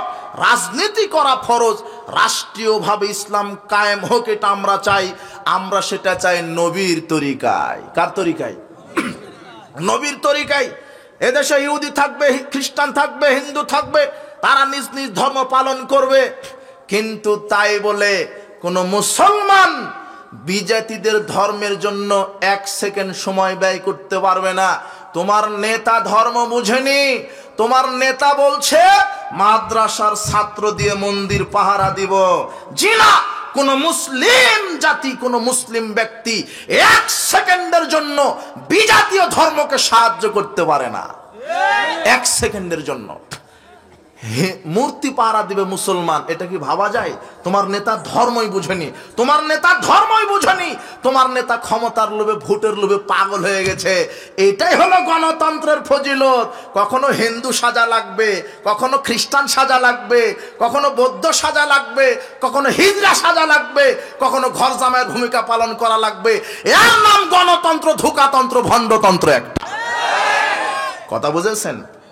কোন মুসলমানের বাচ্চা 1 সেকেন্ডের জন্য হিন্দুদের মূর্তি পাহারা দিতে পারে না, পারে না, পারে না। আমার ছেলেরা মূর্তি পাহারা দিবে মানে হিন্দুরা মারা গেছে নাকি? হিন্দুর ধর্ম হিন্দু পালন করবে, ইসলাম আমরা পালন করব। এটা মুসলিম দেশ, এদেশে ইসলাম থাকবে, হিন্দুও থাকবে। তবে হিন্দু থাকবে, খ্রিস্টান থাকবে, সব থাকবে। ইসলাম আমরা চাই ক্ষমতায়, তারা ট্যাক্স দিয়ে, কর দিয়ে থাকবে, তাদের উপর নির্যাতিত হবে না। 1 শ্রেণীর এই কুলাঙ্গার, এই নাফরমানেরা বলছে ইসলাম যদি ক্ষমতায় যায় তাহলে হিন্দুদের কি হবে আর আমাদের স্ত্রীদের কি হবে? ল্যাংটা করে তো আর ঘোরানো যাবে না। মায়ের চাইতে মাসির দরদ কি বেশি এদের। হিন্দুদের কি হবে? হিন্দুরা তাদের ধর্ম মেনে নিবে, তাদের ধর্ম পালন করবে, কোনো বাধা নাই। আল্লাহ বলছেন তাদের ধর্মে বাধা দিবা না। কিন্তু যখন রাষ্ট্রীয়ভাবে ইসলাম কায়েম হয়ে যাবে, তখন এদেশে বিজাতিরা থাকবে কি দিয়ে? কর দিয়ে দিবে, তারা স্বাধীনভাবে বসবাস করবে। এটা হলো ইসলাম। এমনকি রাসূল বলছেন মান কাতালা মুআহাদান, যে একজন জিম্মি, বিধর্মীকেও যদি কেউ হত্যা করে, আপনি যদি অযথা একটা হিন্দুকে হত্যা করেন, আপনার উপর আল্লাহ জান্নাতকে হারাম করে দিবেন। সে জান্নাতের গন্ধ পাবে না। ইসলাম সবার অধিকার দিয়েছে, কিন্তু তাই বলে ইসলাম, তোমার নেতা হিন্দুদের এখন একটা সংগঠন বানাইছে নাকি? হিন্দু সংগঠন মানে ভোট লাগবেই তোমার নেতার। তোমার নেতাকে বলে দিও ইসলাম কায়েম হবে ইসলামের নীতিতে, গণতন্ত্রের নীতিতে ইসলাম কায়েম হতে পারে না। কথা বুঝেছেন? কি বুঝলেন? বলছে ইসলামী গণতন্ত্র, ট্যাগ লাগায় দিছে। কি গণতন্ত্র? ইসলামী গণতন্ত্র। ইসলামী গণতন্ত্র ট্যাগ লাগা দিলে গণতন্ত্র জায়েজ হয়ে গেল? আমি যদি বলি ইসলামী গাঁজা ফ্যাক্টরি, তার গাঁজা জায়েজ হয়ে যাবে না? ইসলামী আছে যে। কথা বুঝেননি? তাহলে আমি সালাত আদায় করব যার বিধানে, রাজনীতিও করব তার বিধানে। এখন আপনারা আমাদেরকে বলতে পারেন তাহলে আপনারা কিভাবে রাজনীতি করতে চাচ্ছেন? আমাদের রাজনীতি, রাসূল সাল্লাল্লাহু আলাইহি ওয়াসাল্লামের রাজনীতি কি? কোরআন এবং সহিহ হাদিসের দাওয়াত দিতে থাকতে হবে। নূহ আলাইহিস সালাম কত বছর দাওয়াত দিয়েছেন? 950 বছর। আমরা দাওয়াতে বিশ্বাসী, আমরা ব্যালট বুলেট গুলি বোমা হামলাতে বিশ্বাসী না। কথা কি বুঝেছেন? গণতন্ত্র মানে অমুককে হটাও, অমুককে মারো। কেন? এখন যেই অন্তর্বর্তীকালীন সরকার 20-22 জন আছে, এরা ভোটের মাধ্যমে আসছে না সিলেকশনের মাধ্যমে আসছে? তো এইভাবে যদি 1 বছর চলে আপত্তি আছে না? বলছে আর আপত্তি আছে, আমাকে ঘোতাঘুতি করে ক্ষমতায় যেতে হবে, না হলে চুরি করা যাবে না। কথা বুঝেননি? আমাকেই যেতে হবে। এই দেখেন আর কয়েক মাস না যেতে এরা ঠেলাঠেলি লাগাই দিবে, ভোট দেন, ঘোষণা দেন, ঘোষণা দেন, এইদেরকে এখন টেনে নামাবে। কথা বুঝেননি? শোনেন, আর একটা কথা বলে গেলাম, লিখে রাখেন কলমে। আমরা বলছি 17 বছর জুলুমের মধ্যে ছিলাম। অন্তর্বর্তীকালীন সরকার আজকে যদি ঘোষণা দেয় যে আগামীকাল ভোটের মাধ্যমে আমি আবার সরকার নির্বাচন করার সুযোগ দিলাম, বাংলাদেশের মানুষ আবার 2 চোখে দেখতে পাবে যে লাউ সেই কদু। এক নেতা গেছে, এক জালেম, আর এক জালেম এসে বসবে। তোমার আমল আমরা চিনি না। তুমি দাড়ি টুপে লাগা রাজনীতি করেছো, সুদ বন্ধ করতে পারোনি, তোমাকে চিনা নাই। তুমি নারীর আসলের তলে ঢুকেছো একবার, ওর আসলের তলে ঢুকেছো একবার। অথচ রাসূল সাল্লাল্লাহু আলাইহি ওয়াসাল্লাম বলছেন লা ইউফলিহু কওমুন ওয়া লা ইমরাতুহুম আমরুহুম ইমরাতান। ওই জাতি কোশ্চিন কালেও সফল হতে পারে না, কল্যাণ পেতে পারে না, যেই জাতির নেতা হয় একটা মহিলা। তোমার নেতা দাড়ি টুপি লাগিয়ে মহিলার আসলের তলে ঘেঁষে ক্যানভাস করেছে তোমার নেতা। তোমার নেত্রীকে বলা হচ্ছে মাদার অফ ডেমোক্রেসি। বেটা, কিসের ডেমোক্রেসি? কিসের ডেমোক্রেসি? কাকে গণতন্ত্র শিখাও তুমি? ন্যাশনালিজম বলো তো, কি বললাম? এর হচ্ছে জাতীয়তাবাদ। আর বাংলা কি? এখন তুমি ইতিহাস খুঁজে দেখো, জাতীয়তাবাদের প্রবক্তাকে। 1, ইটালির মুসোলিনি, খ্রিস্টান মানুষ। 2, হিটলার, ইহুদি মানুষ। এই ইহুদি আর খ্রিস্টানের তৈরি করা জাতীয়তাবাদের রাজনীতি তোমার নেতা বিশ্বাসী, তুমি কেন এই রাজনীতি করবে? আমার নেতাকে মুহাম্মদ সাল্লাল্লাহু আলাইহি ওয়াসাল্লাম, আমি কার নীতিতে রাজনীতি করব? আর জাতীয়তাবাদের উপাদান হচ্ছে 6টা। বলো তো কয়টা? 6টা। দেখো, বংশ, অঞ্চল, গোত্র, বংশ, অঞ্চল, ভাষা, বর্ণ। কয়টা হলো? 4টা। শাসনতান্ত্রিক ঐক্য, অর্থনৈতিক ঐক্য। এই জাতীয়তাবাদের এই 6টা উপাদান, এর মধ্যে কিন্তু ইসলাম নাই। আছে? এই জন্য তোমার নেতার দাড়ি নাই, টুপি নাই। তোমার নেতার দাড়ি টুপি লাগিয়ে রাজনীতি করতে কি হয়? তাহলে তো হিন্দুর ভোট পাবে না যে। আর তোমার দাড়িওয়ালা টুপিওয়ালা নেতা ক্যানভাস করছে হিন্দুর ভোট পাওয়ার জন্য, ওই জন্য তো মন্ডপে গেছে। কথা বুঝেননি? এদেশে তোমার ওই দাড়ি টুপিওয়ালা নেতারাই নেতৃত্ব দিত যদি এই ইহুদি খ্রিস্টানের গণতান্ত্রিক পদ্ধতিতে রাজনীতি না করে রাসূল সাল্লাল্লাহু আলাইহি ওয়াসাল্লামের নীতিতে যদি রাজনীতি করত, ওয়াল্লাহি আল্লাহর কসম, বাংলাদেশে এরাই আজকে ইসলামিক খেলাফতে রাজনীতি করত। কিন্তু তোমার নেতা তো তাদের সাথে মিশে গেছে। কথা বুঝতে পারোনি? জাতীয়তাবাদ এটা হলো কুফরি মতবাদ, যার প্রবক্তা হলো হিটলার। হিটলারকে চিনো তোমরা? 60 লক্ষ ইহুদিকে মারছে কে? হ্যাঁ। আর ওই জাতীয়তাবাদের আর একটা নাম হচ্ছে ওই হত্যাতন্ত্র, গুমতন্ত্র, মামলাতন্ত্র। তোমার নেত্রী সাবেক নেতা হওয়ার পরেও কি নেতৃত্ব দিয়েছে বিগত বছরগুলিতে? তোমার নেত্রী সাবেক একটা নেতা ছিল বাংলাদেশের, চিফ নেতা থাকার পরেও সিঙ্গাপুরে গিয়ে চিকিৎসা করতে পারে না, এর নাম হলো গণতন্ত্র। কথা বোঝেনি? কি করলো তোমার নেতা? রাজনীতি করে কি করলো?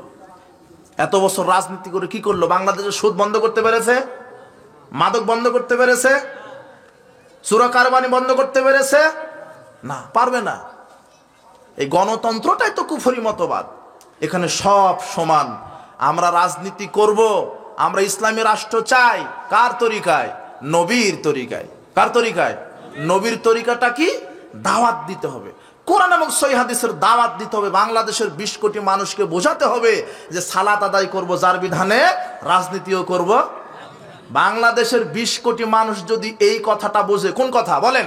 সালাত আদায় করব যার বিধানে, রাজনীতিও করব। এই 20 কোটি মানুষ যদি এই স্লোগানটা উঠায়, রাতারাতি ইসলাম প্রতিষ্ঠিত হয়ে যাবে ইনশাআল্লাহ। হবে না? হবে, এটা কোনো ব্যাপারই না। সকল বিধান বাতিল করো, ওহির বিধান কায়েম করো। এই 20 কোটি মানুষ যদি রাজপথে একটা স্লোগান দেয়, 1 সেকেন্ডের মধ্যে বাংলাদেশ ইসলাম কায়েম হয়ে যাবে ইনশাআল্লাহ। হবে না? হবে। আমাকে স্বপ্ন দেখা লাগবে না পঁচাতন্ত্রের মাধ্যমে রাজনীতি করার। বলছিলাম যুবকরা বুঝতে পারছো ন্যাশনালিজম কি? এখনো বুঝনি।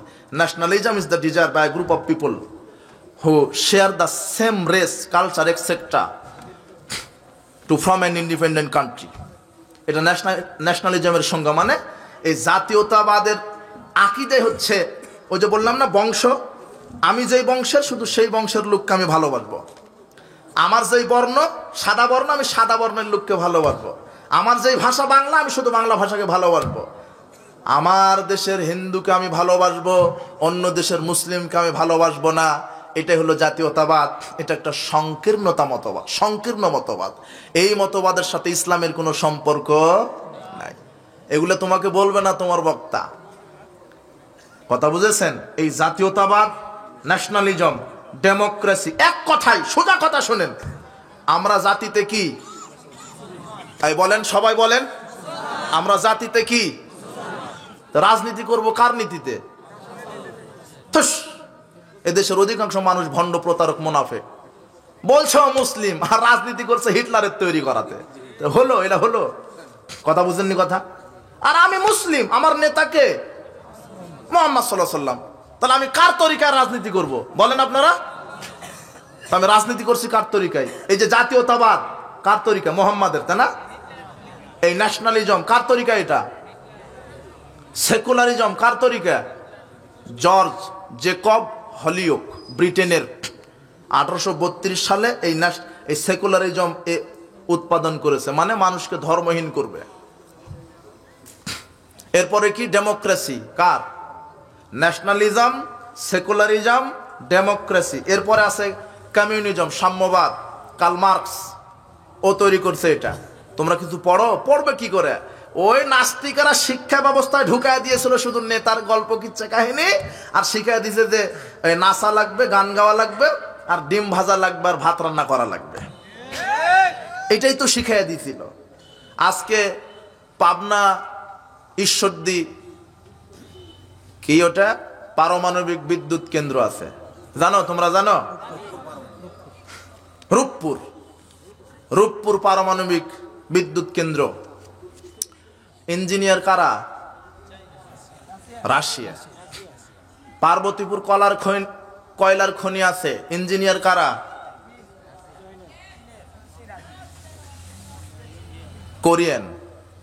কোরিয়ান যারা, তারা হচ্ছে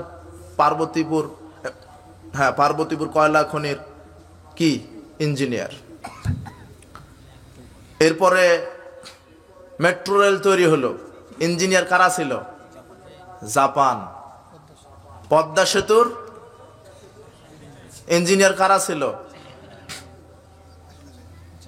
চায়না। এরা হলো ইঞ্জিনিয়ার। আর বলো তো এদেরকে ডিম ভাইজা দিছে কারা? চা বানায় দিছে কারা? কাপড় ইস্ত্রি করে দিছে কারা? টয়লেট পরিষ্কার করে দিছে কারা? বুঝেছো? এই গণতান্ত্রিক, এই সেকুলার নেতারা এটাই চাইছিল, বাংলাদেশের জনসাধারণকে ডিম ভাজা, চা বানানো আর জুতা সেলাই করা শিখাবে, আর তাদের ছেলেদেরকে টাকা খরচ করে লন্ডনে পড়াওয়ার নেতৃত্ব দিবে। মানে এক একটা টাটকা শয়তানি শিক্ষা ব্যবস্থা চালু করেছিল এরা। কথা বুঝনি তুমি? ওদের মাথায় এটাই ঢুকেছিল যে না, এরা শুধু ভাত রান্না করবে, ঝাড়ু দিবে, ইঞ্জিনিয়ার হবে ওরা। কথা বুঝনি তুমি? আবার এই চাঁপাইনবাবগঞ্জ যুব সমাজ, ছাত্র সমাজকে আমি বলে যাচ্ছি, রাস্তায় নামো, আবার নেমে এবারে স্লোগান দাও, আমরা সংসদে 300টা সিট আছে, আমরা এখন দেখতে চাচ্ছি টুপি দাঁড়িয়েওয়ালা আলেম ওলামাদেরকে, আর সংবিধান হিসেবে দেখতে চাচ্ছি কোরআন আর হাদিসকে।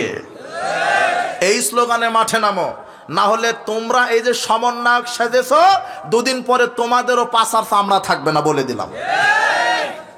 কথা বুঝেছো? যেই খাদে ওরা পালাইছে, ওই খাদে তোমাদেরকেও পালাতে হবে। তোমরা শোনো, হে চাঁপাইনবাবগঞ্জের যুবকেরা, ছাত্ররা, যুব সমাজ, তোমরা শোনো। এই মুগ্ধ জীবন দিয়েছে, আবু সাইদ জীবন দিয়েছে, এই লুচ্চা, এই সিনেমাখুর, নাট্যখুর, এই হারামখুরদেরকে মন্ত্রী হওয়ার জন্য নয়। আবু সাইদ জীবন দিয়েছে, মুগ্ধ জীবন দিয়েছে, আর অনেকে জীবন দিয়েছে। এই কি যেন একটা ফারুকি লুচ্চা, এ আবার উপদেষ্টা হলো। চেনো চেনো তোমরা? ফারুকি না কি, ওর ফারুকি, সারোয়ার ফারুকি। এ ট্রান্সজেন্ডার ইস্যুকে এ সমর্থন করেছিল। এ বলেছিল জিন্স থাকবে, প্যান্ট থাকবে, নগ্ন থাকবে, বোরখাও থাকবে না। কি তোমরা কি করলে আন্দোলন করে? ওই তাদের সময় মমতা সংসদে গান গাইছে, তাদের সময় সিনেমাখুর, গানখুর, লুচ্চাখুর, ক্রিকেটখুর মন্ত্রী ছিল। তো এখনো তো তোমরা আন্দোলন করে হারামখুরদেরকে মন্ত্রীতে বসায় রাখছো। তোমরা তোমরা কি করলে? তোমরা কি করলে? তোমরা কি করলে? তোমরা আশ্চর্য কথা। শোনো, হুঁশিয়ার করে দিলাম, আমরা তোমাদেরকে ধন্যবাদ জানাই, সাধুবাদ জানাই তোমাদের আন্দোলনকে, কিন্তু তোমরা ইসলামটা বুঝতে পারোনি গো, তোমরা তাওহীদটা বুঝতে পারোনি গো। একজন দাড়ি টুপিওয়ালা লোককে রাখছে মন্ত্রী হিসেবে, একজন, শুধু খালি একটু এই কি দড়ি পাকাবে বলে ওকে রাখছে। আর বাকি যা আসছে সব দাড়ি চাঁচা, প্যান্ট টাকনুর নিচে, ওযু করা জানে কিনা সন্দেহ আছে, নামাজ ঠিক মতো পড়ে কিনা সন্দেহ আছে। কি অপরাধ আলেম ওলামার? আলেম ওলামার রাজনীতি জানে না? রাজনীতি আসো, আলেম ওলামা তোমাকে শিখাই দিবে। ইংরেজিতে কথা বলো, এই তোমার অহংকার। আসো, আলেমদের কাছে ইংরেজিতে হলুদ পেশাব করা ছাড়বে তোমাকে। তুমি ইংরেজিতে কথা বলতে পারো, এই কথা এই পর্যন্ত শেষ। উর্দুতে পারো না, আরবিতে পারো না, তুমি কেমিস্ট্রি পারো, আসো আলেমদের কাছে শিখাই দিবে। তুমি কয়টা রাজনীতি শিখেছো? আরে রাজনীতির কিতাবই তো কোরআন, আল্লাহ শিখিয়েছেন। এদেশের স্কলার, রাজনীতিবিদ, অর্থনীতিবিদ, সমাজবিদ, যোগ্য নেতা হচ্ছেন এই দেশের আলেম ওলামা। আমরা ছাত্র সমাজকে বলছি, তোমরা আন্দোলন করতে শিখেছো, আমি ধন্যবাদ জানাই, মারহাবা জানাই, তোমাদের আত্মত্যাগকে মারহাবা জানাই, তোমাদের জন্য দোয়া করি, তোমাদের ভবিষ্যৎ আল্লাহ উজ্জ্বল করুন। তোমরা রক্ত দিতে শিখেছো, ন্যায্য অধিকার আদায় করতে শিখেছো, কিন্তু তোমরা এখন বলো, বাংলাদেশের সব ছাত্র সমাজ মাঠে নেমে বলো যে আমরা সংসদে দেখতে চাই সংবিধান হিসেবে কোরআন আর হাদিস, আর নেতা হিসেবে দেখতে চাই আলেম ওলামাকে। ঠিক আছে না? বাস, সোজা কথা। আর ইসলাম নেতার পরিবর্তন চায় না, নীতির পরিবর্তন চায়। নীতি ঠিক রাখতে হবে। নেতার পরিবর্তন হয়ে কি হবে যদি নীতিরই পরিবর্তন না হয়? আজকে ভোট পদ্ধতি দিবা, আর একটা সুরে এসে বসবে ওখানে। কথা বুঝেননি? নেতার পরিবর্তন না, নীতির পরিবর্তন। ও নেতাই থাক। ও যে শেখ হাসিনার একটা ছেলে আছে, কি নাম? জয়। ও প্রধানমন্ত্রী হোক, দাড়িটা ছেড়ে দিক, টুপি পড়ুক, আলখাল্লা পড়ুক, হজ করে আসুক, আর সংবিধান হবে কোরআন আর হাদিস। স্কুল, কলেজ, মাঠে ময়দান, রাস্তাঘাট সব জায়গাতে চলবে। বিবাহ, বৈঠক, বৈষয়িক জীবন, রাজনৈতিক জীবন, সব জীবন চলবে কোরআন আর হাদিস অনুযায়ী। আর উনি সব আলেম ওলামাকে নেতা হিসেবে বসাবেন। কি আমরা মেনে নিতে রাজি না? রাজি, কোনো সমস্যা নেই। কিন্তু এই জাহেলিয়াত আর চলার সুযোগ দেওয়া যাবে না। ছাত্র সমাজ, তোমরা সাবধান হও। আর অনেক কথা বলার ছিল। কোন দলের প্রতি আমাদের আক্রোশ নাই। রাজনীতি করা ফরজ। কার তরিকায় রাজনীতি হবে? রসুলের তরিকায়। ইসলামী খেলাফা, ইসলামী জীবন ব্যবস্থা আমরা চাই। সার্বিক জীবন ইসলামী খেলাফা চাই আমরা। ইসলাম, কোরআন হাদিসের আদর্শ আমরা বাস্তবায়ন করতে চাই। আপনারা এটা চান কি না? চাই। কাজে আল্লাহর কাছে দোয়া রাখবেন। ছাত্র সমাজকে আবারও বলছি, জি না, এইভাবে চলবে না। তোমরা আন্দোলন করো। আবার তোমরা এদের কাছে বিক্রি হয়ে গেছো। এই যে রাজনীতিবিদরা আছে, এরা তোমাদেরকে আবার তাড়িয়ে দিবে। তোমরা শক্ত হও। বলছিলাম আপনারা বসন, উঠে যায় না, আমি শেষ করে দিব।